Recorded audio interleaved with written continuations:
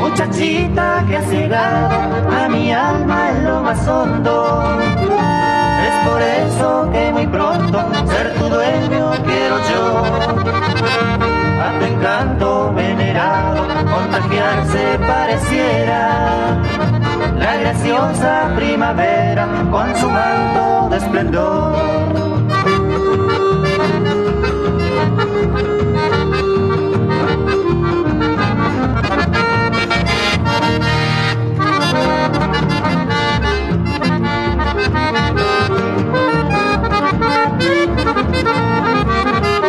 Primorosa, suave y bella, es tu estampa que fascina.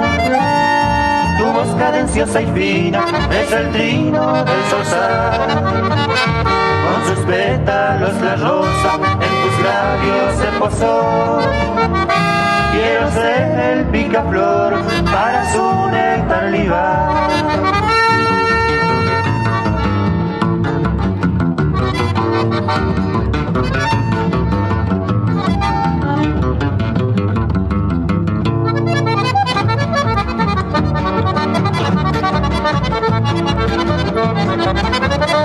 El jazmín y la violeta sus perfumes te brindaron y con ellos embriagaron a mi tierno corazón.